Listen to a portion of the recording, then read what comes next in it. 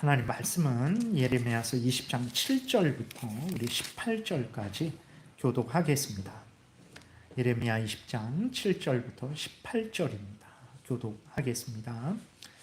여호와여, 주께서 나를 권유하심으로 내가 그 권유를 받아 싸우며 주께서 나보다 강하사 이기셨으므로 내가 조롱거리가 되니 사람마다 종일토록 나를 조롱하나이다. 내가 말할 때마다 외치며 파멸과 멸망을 선포하므로 여호와의 말씀으로 말미암아 내가 종일토록 치욕과 모욕거리가 됨이니이다. 내가 다시는 여호와를 선포하지 아니하며 그의 이름으로 말하지 아니하리라 하면 나의 마음이 불붙는 것 같아서 골수에 사무치니 답답하여 견딜 수 없나이다. 나는 무리의 비방과 사방이 두려움을 들었나이다. 그들이 이르기를 고소하라, 우리도 고소하리라 하오며 내 친한 벗도 다 내가 실족하기를 기다리며 그가 혹시 유혹을 받게 되면 우리가 그를 이기어 우리 원수를 갚자 하나이다. 그러하오나 여호와는 두려운 용사 같으시며 나와 함께 하심으로 나를 박해하는 자들이 넘어지고 이기지 못할 것이오며 그들은 지혜롭게 행하지 못하므로 큰 치욕을 당하오리니 그 치욕은 길이 잊지 못할 것이니이다.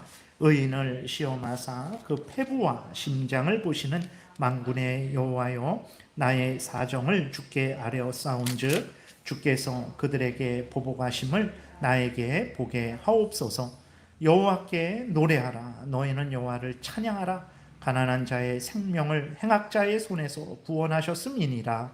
내 생일이 저주를 받았다면, 나의 어머니가 나를 낳던 날이 복이 없었다면, 나의 아버지에게 소식을 전하여 이르기를 당신이 등남하였다 하여 아버지를 즐겁게 하던 자가 저주를 받았다면, 그 사람은 여호와께서 무너뜨리시고 후회하지 아니하신 성읍같이 되었다면, 그가 아침에는 부르짖는 소리, 낮에는 떠드는 소리를 듣게 하였다면 좋을 뻔하였나니, 이는 그가 나를 태에서 죽이지 아니하셨으며 나의 어머니를 내 무덤이 되지 않게 하셨으며 그의 배가 부른 채로 항상 있지 않게 하신 까닭이로다.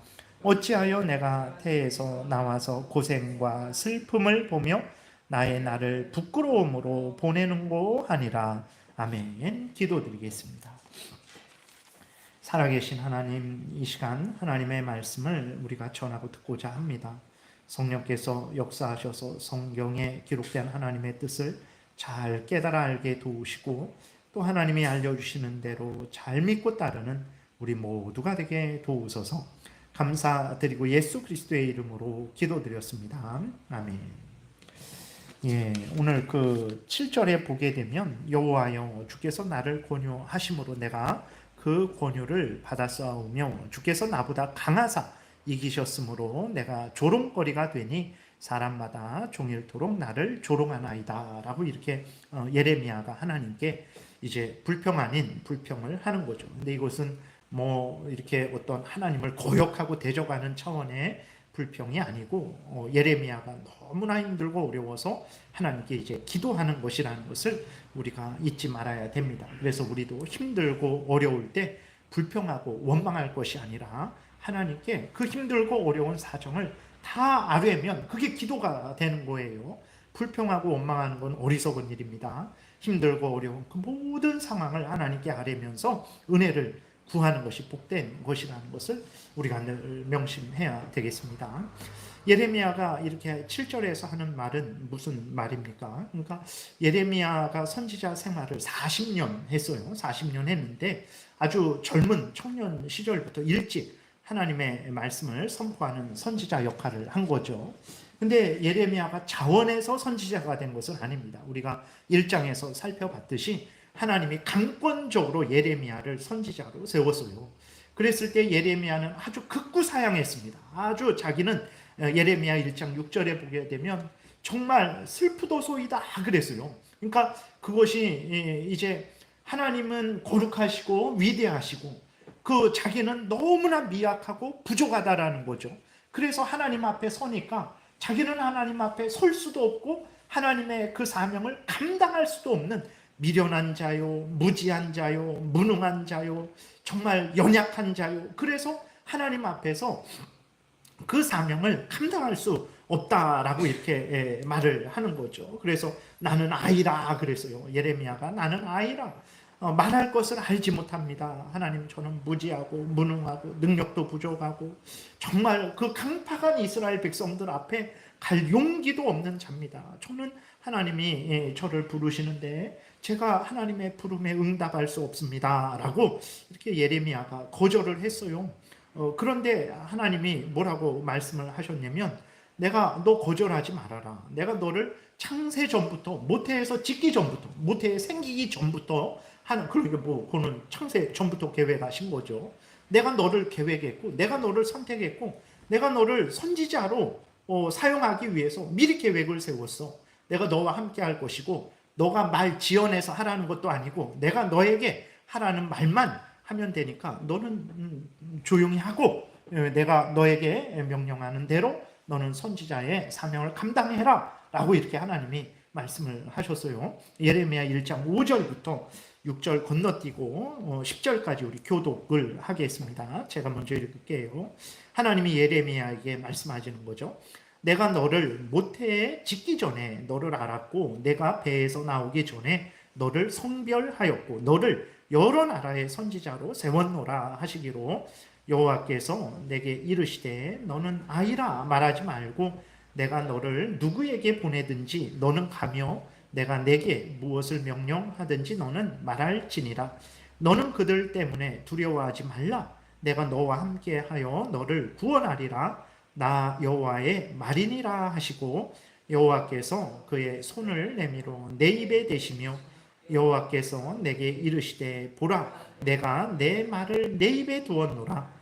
보라, 내가 오늘 너를 여러 나라와 여러 왕국 위에 세워 내가 그것들을 뽑고 파괴하며 파멸하고 넘어뜨리며 건설하고 심게 하였느니라 하시니라. 이렇게 하나님이 강권하셨어요. 그래서 7절에 있는 대로 주께서 여호와여, 주께서 나를 권유하시지 않았습니까?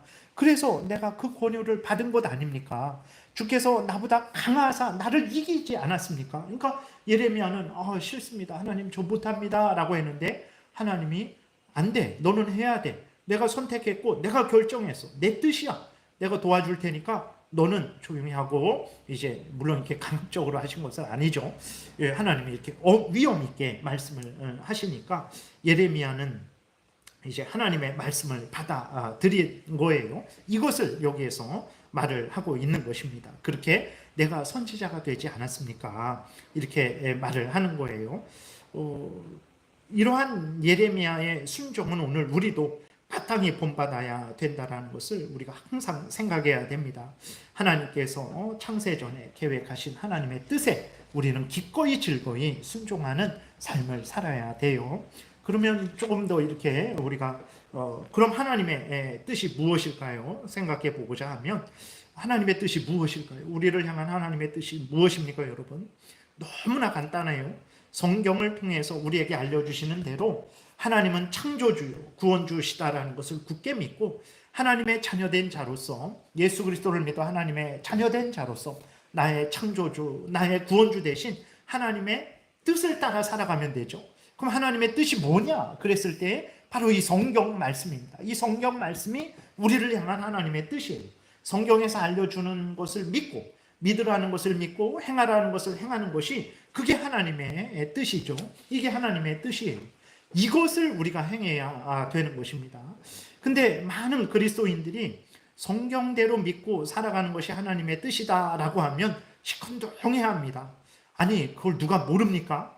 그게 중요한 게 아니라 우리의 하루하루가 얼마나 불안하고 두렵고 어려운 일이 있습니까? 그러니까 우리가 오늘 하루를 잘 살게 해주시고, 특별히 내일 무슨 일이 일어날지를 알려주셔서 그 어려움을 잘 대비하는, 그래서 이 땅에서 복되게 살아가는 그러한 은혜를 내려주십시오라고 우리는 간구하죠. 그러니까 하나님의 뜻을 찾는데, 그리스도인들이 하나님의 뜻을 알려주세요라고 했을 때 정말 우리가 성경대로 살아가게 해주세요. 그러니까 어떤 일이 있는데 그것이 이렇게 해야 될지 저렇게 해야 될지 모른단 말이에요. 그럴 때 우리가 하나님의 뜻을 구하죠. 그것은 무엇입니까? 이런 일이 있는데 이렇게 해야 될지 저렇게 해야 될지 성경대로 살아가는 것이 어떤 것입니까? 라는 차원으로 하나님께 기도를 하는 것이죠. 근데 많은 그리스도인들은 그러지 않죠. 하나님의 뜻을 구한다고 했을 때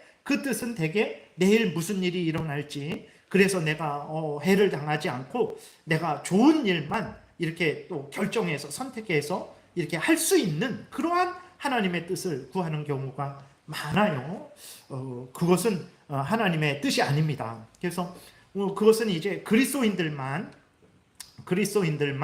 그런 것이 아니라 모든 사람이 그렇죠. 그러니까 무당이나 점쟁이가 없어지지 않고 그들이 꾸준히 이 땅에 존재하는 것인데, 하나님의 뜻은 명확해요. 그러니까 하나님이 물론 내일 무슨 일이 일어날지 특별하게 하나님이 우리에게 알려주실 때가 많잖아요. 어떤 뭐 환상을 통해서, 꿈을 통해서도. 그런데 늘 그런 것은 아니죠.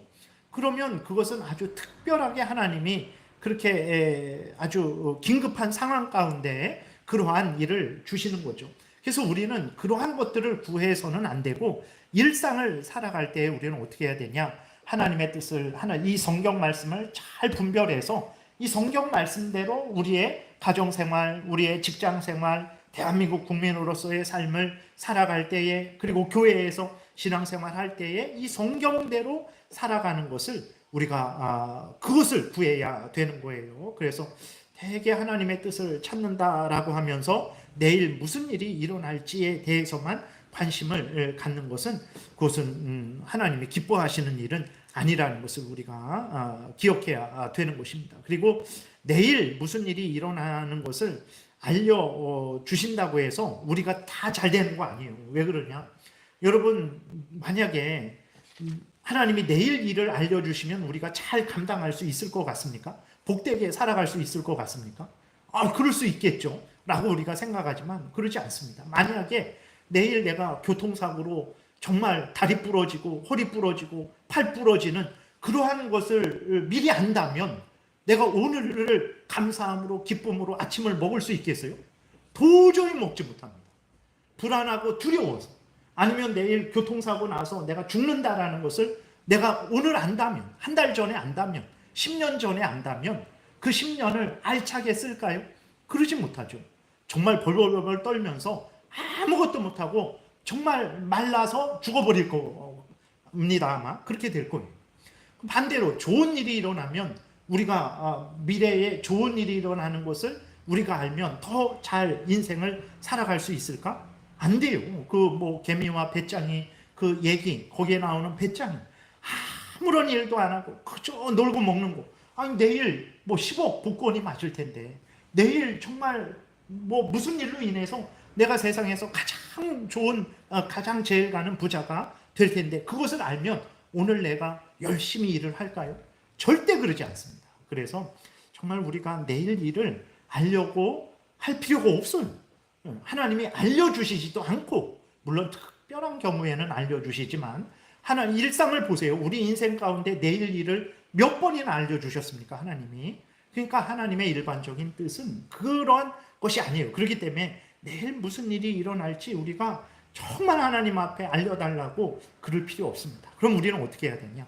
늘 성경에 창념해서 이 성경을 잘 이해하고, 이 성경대로 내가 교회 생활하고, 내가 가정 생활하고, 내가 직장 생활하고, 내가 국민으로서, 이 세상의 한 일원으로서 살아가기를 위해서 그것을 구해야 되는 거예요. 그것이 우리를 향한 하나님의 뜻이라는 것을 우리가 분명히 믿어야 되는 것입니다. 그래서 오늘날 우리가 하나님의 뜻에 그러하게 순종하는 것이, 그것이 하나님이 기뻐하시는 것이라는 것을 우리가 명심해야 되겠습니다. 근데 문제는 무엇이냐면, 이제 예레미야가 앞에서 말씀드린 대로 하나님이 예레미야에게 먼저 찾아오셨고 강권적으로 이제 예레미야를 선지자로 세우셨죠. 그래서 예레미야가 순종을 했어요. 근데 순종을 했는데 예레미야의 그 순종한 이후에 선지자의 삶이 어땠습니까? 우리가 살펴봤던 대로 정말 날마다 순간마다 하루하루가 고통의 삶이었습니다.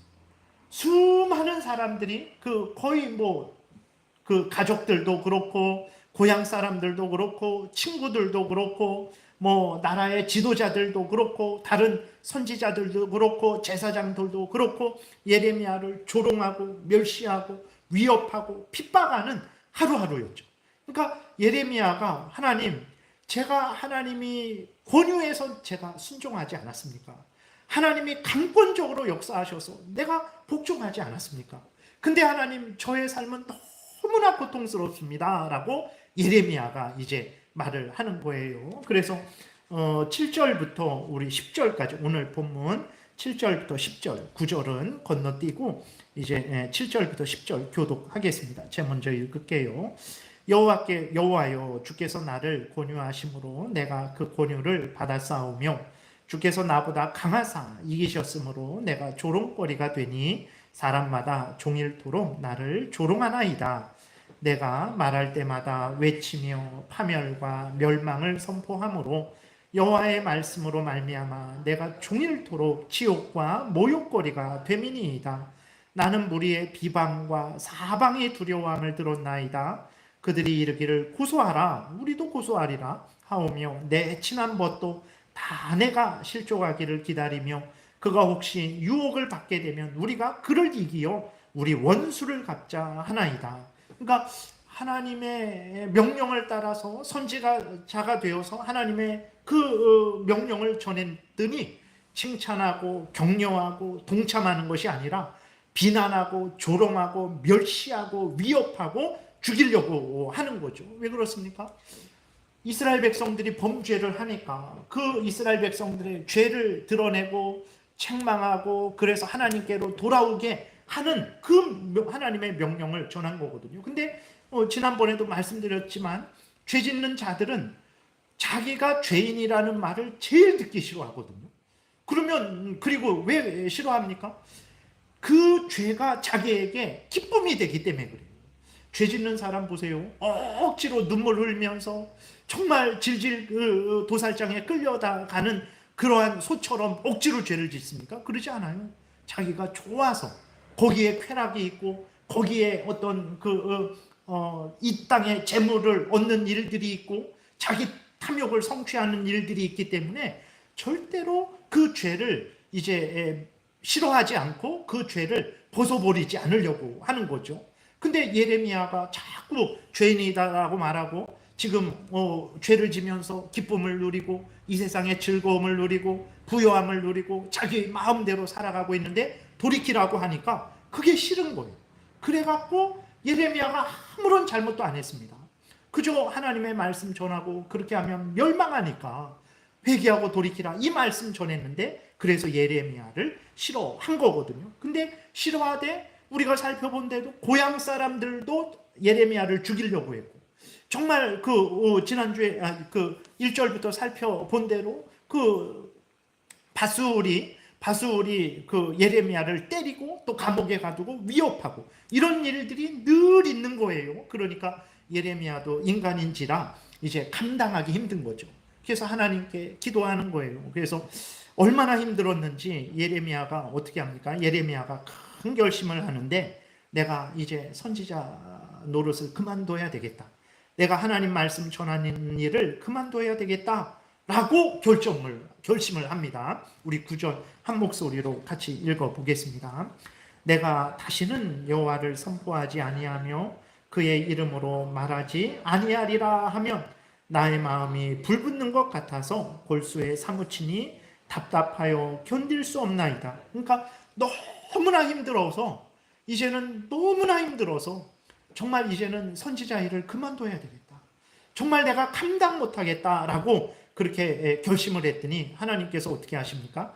예레미야의 마음에 불을 일으키는 거죠. 그러니까 하나님에 대한 사랑, 이스라엘 백성들에 대한 사랑, 자신의 사명에 대한 그 책임감, 그것들을 하나님이 불일 듯 일으키는 거예요. 그래서 마음으로는 정말 인간적으로는 예레미야도 살아야 되잖아요. 그 스트레스와 그 고난, 그 위협, 이거는 정말 거짓말이 아니라 실제로 우리가 1절부터 살펴본 대로 매를 무지 맞았잖아요. 감옥에 갇혔잖아요. 목에 칼을, 착고를 체험을 당했잖아요. 그리고 한 번만 더 그렇게 하면 뭐 가만 안 둔다라는 그 위협을 다 들었잖아요. 얼마나 무섭고 힘듭니까? 그러니까 안 했으면 좋겠단 말이에요. 그래서 그만해야 되겠다 했는데 하나님께서 하나님에 대한 사랑함을 부릴 듯 일으키시죠. 그 이스라엘 백성들에 대한 그들을 보며 안타까워하는 그 마음을 부릴 듯 일으키시죠. 그리고 자기가 선지자라는 그 책임감을 부릴 듯 일으키시죠. 그러니까 말하지 않을 수 없는 거예요. 그러니까 선지자 노릇을 그만둘 수가 없는 거죠.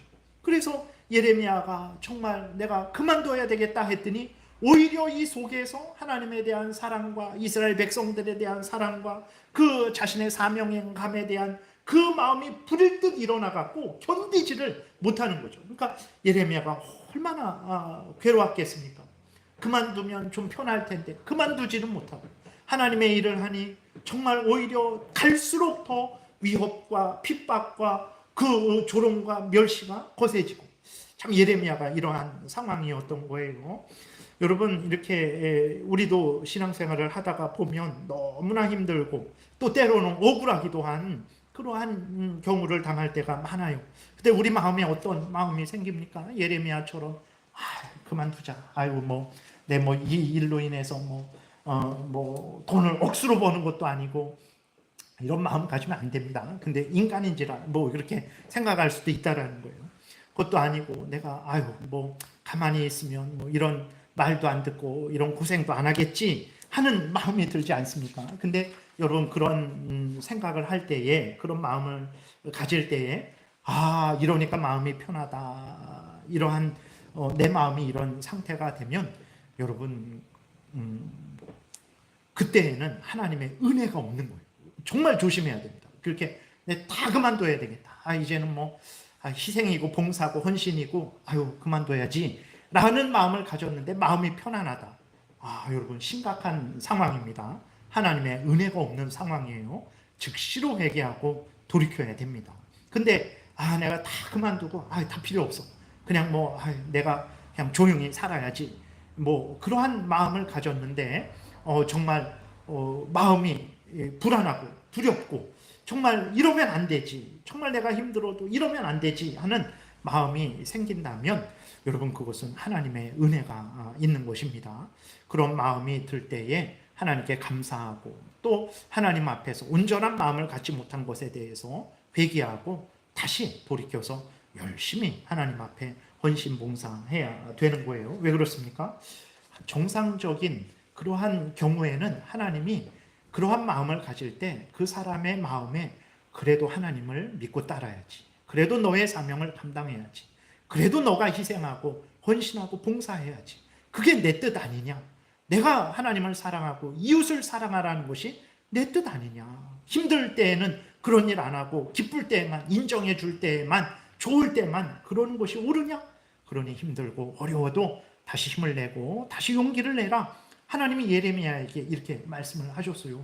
근데 우리에게는 이렇게 말씀 안 하신다. 그러면 그것은 우리에게 하나님의 은혜가 없는 거죠. 그래서 정말 내 힘들고 어려울 때 내 마음이 그럼에도 항상 하나님을 잘 믿고 이렇게 살아가도록 우리의 마음을 가져야 되는 것입니다. 그리고 나에게 괴로움이 될지라도 하나님의 말씀을 믿고 순종하는 것이 그게 복입니다. 그게 나에게 복이고 가족에게 복이고 교회의 복이고 나라의 복이 됨을 굳게 믿으셔서 정말 조롱을 당하고 멸시를 당하고 핍박을 당할지라도 변함없이 항상 하나님을 경외하고 하나님의 말씀을 따르시기를 바랍니다. 그리고 11절부터는 이제 온갖 핍박 중에, 그러니까 하나님이 그러한 불일 듯 일을 하는 그 마음을, 하나님에 대한 사랑이 불을 일으키고 이웃에 대한 사랑이 불나게 하시고 사명에 대한 사랑이 불나게 하시니까 예레미야가 어떻게 합니까? 그 힘든 와중에 다시 하나님을 의지합니다. 하나님이 도울 것이다, 지켜줄 것이다, 내가 하나님을 믿고 의지하자, 하나님을 찬양하자, 나를 도울 것이다 라고 아주 굳은 다짐을 해요. 우리 11절부터 13절까지 교독하겠습니다. 그러하오나 여호와는 두려운 용사 같으시며 나와 함께 하심으로 나를 박해하는 자들이 넘어지고 이기지 못할 것이오며 그들은 지혜롭게 행하지 못함으로 큰 치욕을 당하오리니 그 치욕은 길이 있지 못할 것이니이다. 의인을 시험하사 그 패부와 심장을 보시는 만군의 여호와여, 나의 사정을 주께 아뢰었사온즉 주께서 그들에게 보복하심을 나에게 보게 하소서. 여호와께 노래하라. 너희는 여호와를 찬양하라. 가난한 자의 생명을 행악자의 손에서 구원하셨음이니라. 라고 이렇게 예레미야가 다시 힘과 용기를 얻습니다. 그래서 정말 우리가 신앙생활을 하다가 교회 안에서 아니면 뭐 가족들 간에 아니면 직장에서 아니면 믿지 않는 사람들로부터 어떤 문제가 일어날 수 있어요. 뭐 어떤 시기 질투를 받을 수도 있고 뭐 조롱과 멸시를 받을 수도 있어요. 그럴 때 낙심하지 마시고 그 어려움을 예레미야처럼 하나님께 토로하세요. 그리고 하나님이 반드시 그 기도를 들으시고 도우실 것이라는 것을 굳게 믿고 예레미야처럼 다시 힘을 내시기 바랍니다. 하나님이 다 때가 되면 갚아주실 것이다. 선을 행한 자에게 선을 주실 것이고 악을 행한 자에게 벌을 주실 것이다. 이것을 굳게 믿고 하나님 앞에서 계속해서 하나님을 향해서 나아가는 삶을 살아야 되는 거예요. 근데 예레미야가 이렇게 아주 굳은 결심을 했죠. 그리고 우리도 굳은 결심을 하잖아요. 어떻습니까? 우리의 형편이 그런 어렵고 힘든 가운데에 굳은 결심을 하고 계속해서 하나님을 따른다고 해서 우리의 형편 사정이 한순간에 아주 탄탄대로로 바뀝니까? 그러지 않죠. 오히려 더 어려워지는 경우가 더 많죠. 예레미야도 그래요. 예레미야도 이렇게 너무 힘들어갖고 이렇게 보게 되면 14절부터는 자기의 생일을, 자기가 태어난 것을 저주를 해요. 하나님께 정말 불평도 하고 원망도 합니다. 그러니까 그러한 삶이 우리에게 있다라는 것을 우리가 항상 잊지 말아야 되는 거예요. 그래서 예레미야가 굳은 그러한 결심을 했는데 예레미야의 그 앞길은 더 어려워집니다. 그러니까 바벨론이 실제적으로 침략하고 두 번째 침략하고 세 번째 침략할 때까지 예레미야가 끝까지 그 선지자 일을 하는데 갈수록 당신 말이 맞았습니다. 당신을 따를 걸 그랬습니다. 이제는 당신의 말대로 하겠습니다. 그러지 않았어요. 끝까지 예레미야를 조롱하고 멸시하고 예레미야가 전하는 말을 듣지 않고 예레미야를 포로로 애굽으로 잡아가고 예레미야는 아마 거기에서 죽은 것 같아요. 그래서 이러한 어려움이 우리들에게도 동일하죠. 정말 다시 마음을 새롭게 하고 다시 봉사하고 헌신하고 교회를 위해서 뭐 성도들을 위해서 가정을 위해서 이 나라를 위해서 살아야 되겠다. 굳은 결심을 했는데 우리의 삶이 여전히 어려울 수 있어요. 이상하게 생각하지 마세요. 원래 그런 것입니다. 모든 하나님의 그 선지자들이 그런 인생을 살았어요. 그러니까 물론 하나님이 때마다 일마다 위로하시고 격려하시고 지키시고 보호하실 것이지만 이 땅에서는 그렇게 뭐 사람들로부터 인정받고 칭찬받고 영광 받는 일들은 거의 일어나지 않을 거예요. 그렇기 때문에 하나님을 믿고 신뢰하고 따르기로 했는데 하나님 왜 이렇습니까? 이상하게 생각하지 말고 그러한 어려움이 계속 지속될지라도 변함없이 한결같이 하나님을 잘 믿고 나아가시기를 바랍니다. 그래서 14절에 보게 되면 예레미야가 얼마나 힘들었던지 우리가 20장 1절 지난주에 살펴본 대로 하나님 말씀 전했는데 제사장이라는 사람이 그러니까 예를 들어서 뭐 우리 총회가 있는데 총회장이 있잖아요. 총회장은 이렇게 다른 목사님들보다 높은 지휘 권세가 아닙니다. 회의를 원래는 그렇게 인도하는 의장의 역할인데 오늘날에는 마치 교황처럼 특별한 지위로 생각을 하는데 그러지는 않습니다. 근데 예를 드는 거예요. 그래서 이제 뭐 어느 한 목사가 그 교회에 백석교단의 잘못을 지적하고 고쳐야 된다라고 말하니까 백석교단의 총회장이 잡아와서 때리고 이제 감옥에 가둔 것과 같은 거죠. 그러니까 그러한 일들을 예레미야는 늘 겪었습니다. 우리가 1장부터 20장까지 살펴본 대로 그런 일이 가득하고 20장부터 52장까지 이제 그런 일들이 또 가득한 거예요. 그러니까 예레미야가 얼마나 힘들었겠습니까? 그래서 예레미야가 자기 생일을 저주해요. 하나님 왜 저를 태어나게 했습니까? 그러니까 완전한 인간은 없는 거죠. 그러니까 예레미야가 얼마나 힘들었으면 그랬겠습니까? 14절부터 18절까지 우리 교독하겠습니다. 내 생일이 저주를 받았다면, 나의 어머니가 나를 낳던 날이 복이 없었다면, 나의 아버지에게 소식을 전하여 이르기를 당신이 등남하였다 하여 아버지를 즐겁게 하던 자가 저주를 받았다면, 그 사람은 여호와께서 무너뜨리시고 후회하지 아니하신 성읍같이 되었다면, 그가 아침에는 부르짖는 소리, 낮에는 떠드는 소리를 듣게 하였다면 좋을 뻔하였나니, 이는 그가 나를 태에서 죽이지 아니하셨으며 나의 어머니를 내 무덤이 되지 않게 하셨으며 그의 배가 부른 채로 항상 있지 않게 하신 까닭이로다. 어찌하여 내가 태에서 나와서 고생과 슬픔을 보며 나의 나를 부끄러움으로 보내는고 하니라. 그러니까 예레미야도 너무나 힘들고 어려우니까 예레미야가 하나님을 미워하고 하나님을 멀리하고 하나님을 배반하고 그런 거 아닙니다. 항상 예레미야는 하나님을 사랑하고 하나님을 의지했죠. 근데 너무나 힘들고 어려우니까 하나님이 자기를 이 땅에 태어나게 하시고 자기를 선지자로 부르신 것에 대해서 불평을 한 거예요. 네. 얼마나 힘들었으면 그랬겠습니까? 예, 우리도 그러지 않습니까? 우리도 힘들고 어려울 때 내가 왜 이 땅에 태어나서 이 고생을 할까? 막 그러지 않습니까?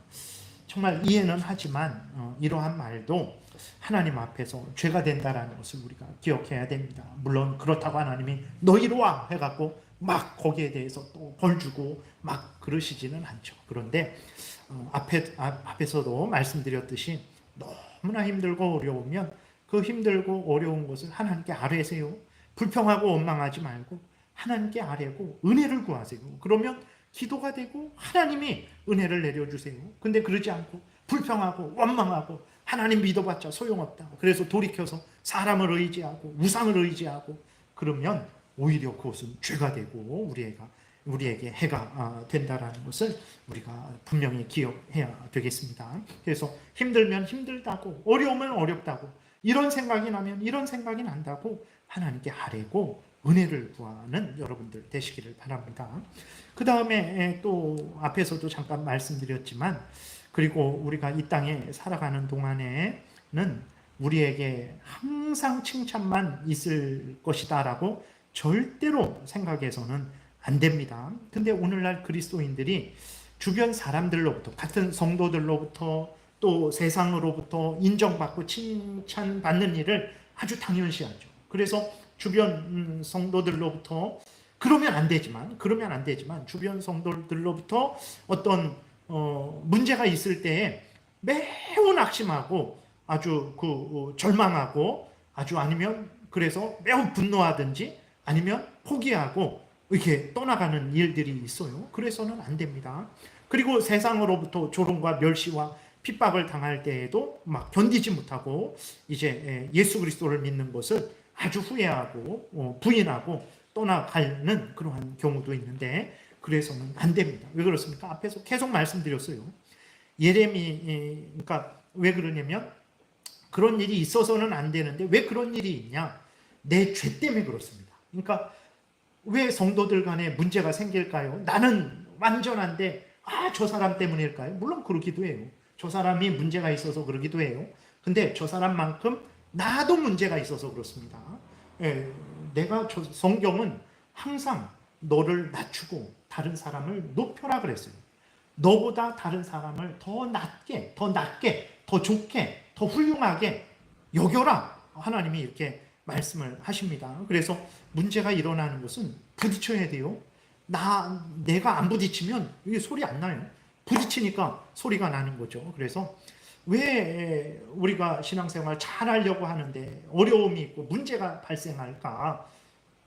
저 성도 때문일까? 맞아요. 근데 동시에 나 때문이기도 하다라는 것을 우리가 잊지 말아야 됩니다.